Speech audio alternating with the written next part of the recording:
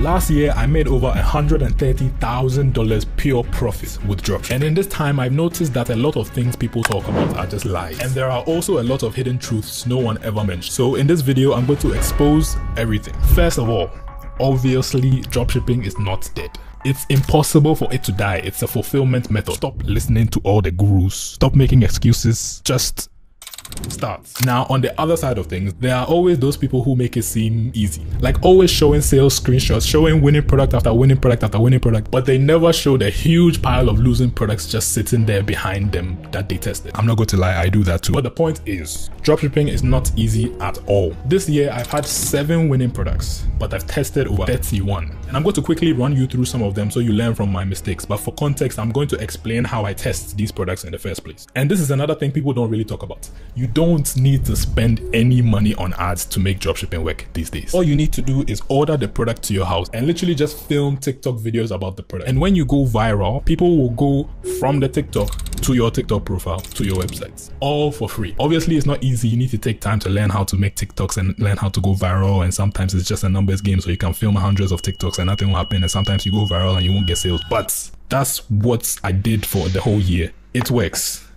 It's just hard. So anyways, earlier this year, I tested this pen that looks like a katana, this LED hat, this bonsai tree lamp thing, and this alarm clock that lights up to mimic the sun. The last 2 did not go viral. The clock itself was an okay product. Like, I found it on Amazon Movers and Shake It. Pretty much confirms that people were buying it. But the main problem was that it was just a boring product. Like, there's no wow factor. It just turns on. It did solve a problem though. It did help people wake up and feel better and all those things, but like, it was just boring. The bonsai tree had a really nice wow factor, but that was literally it. Like, if you have a product like that and you post TikToks and the wow factor isn't enough for it to go viral, like, what can you do?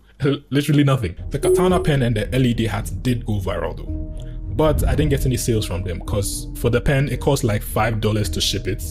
So I had to sell it for like $9 to $12, and nobody's going to spend that much on a pen. At the time, I thought I wasn't getting sales because of the way I marketed it. But I later found out that the company Mini Katana launched their own versions of the pen and it flopped. So like, it just proved that no one was interested in the pen. And the LED hat was just cringe. Nobody would want to buy that. So I also tested this mini bow and arrow. The problem was that only kids would want to buy it, and their parents are not going to buy something like that because it's pretty dangerous. I tested this foldable whisk and this automatic jar opener thing, and I actually thought this was really good because it actually solved a problem for a lot of people with like arthritis and stuff, so who can't open jars and stuff. But first of all, the majority of TikTok users are young, so it's going to be really hard to target an older audience on that platform. And the whisk, like, I don't know, like, it just served no purpose. Who is going to buy that? I also tested this portable cooking pots. This product was actually a good product. You can cook literally anywhere, anytime, as long as you have a socket. And the fact that you can cook anywhere was what made it such a crazy product, because it just took the viral marketing to a whole new level. People were cooking full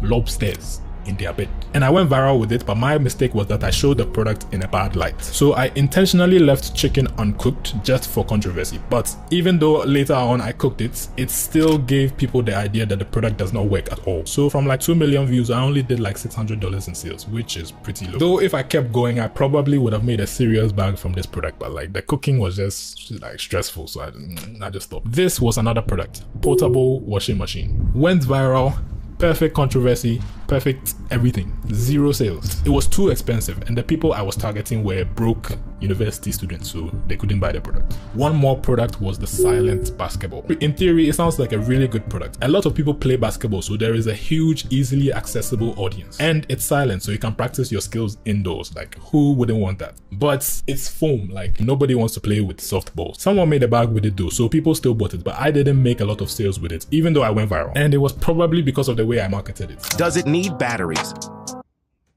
What the kind of question is that? You nincompoop, our silent basketball was made to be 10 times quieter than a real basketball. Like, which company would make a video like this? Like, it was just childish, and it just gave off dropshipper vibes. Like, nobody would want to buy from you.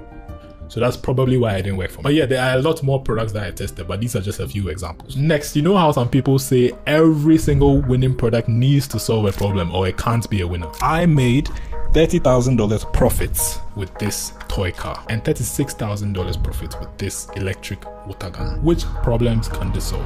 Zero. Okay, maybe knife crime. I've also made almost $70,000 profit with this one product that I haven't reviewed yet. Like, I can't wait to show you guys this product. Like, it will just blow your mind.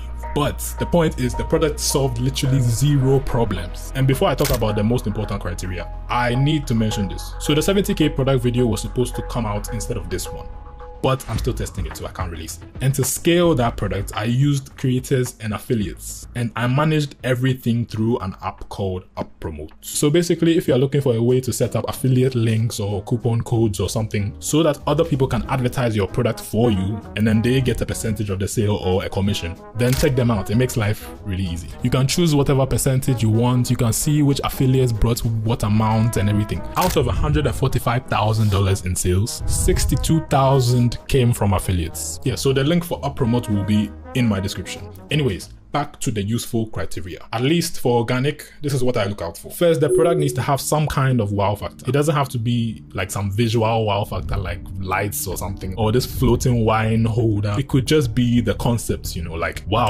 like a basketball that makes no sound and I can practice at my house without disturbing my neighbors. Wow. Like, visually, it's just a basketball, but the concept just makes people go like, wow. Like, you get the idea. And second, instead of solving a problem, the product needs to provide some kind of value to the customer. I know it's kind of vague, but like, this toy water gun had both. An electric water gun that looks like a Glock and shoots really powerfully. I can show this to my friends and they will think I'm cool, and I will have a lot of fun shooting with my friends. Those are my two major criteria. There are a lot more and I'll just list them on the screen, but like, most of them are just logistics stuff. Next, and this one might be a bit controversial, but the way your website looks doesn't matter. This website is not very likely to have a significant conversion rate increase as compared to this website. In fact, it might actually be lower because all the fancy custom features and everything that you add to it will just make the website slower, and nobody wants to wait 10,000 years on a website. They will just click off. This is what matters. High quality product images or a GIF that shows the product in use. Simple 6th grade reading level text or copy that explains what the customer is going to get or benefits by buying your product. Not AliExpress copy and pasted descriptions. They look like a scam. High quality, realistic sounding review, which is arguable. I've not personally done my own split test, but no one cares. And also things that increase your average order value, meaning things that will make each customer spend more money on your website. Things like bundles, volume discounts, and pre and post purchase upsells. Also, the action buttons need to be easy to find. Add to cart, checkout, buy now, simple.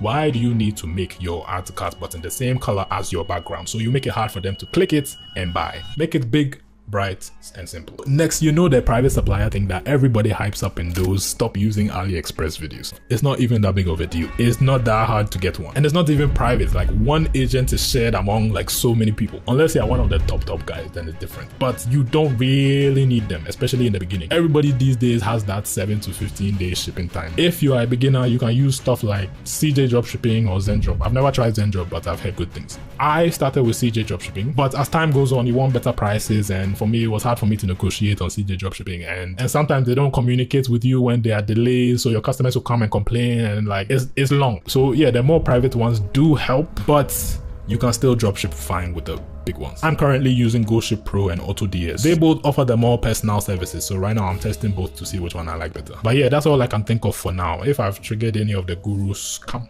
I'm ready. Let's beef. Merry Christmas, Happy New Year.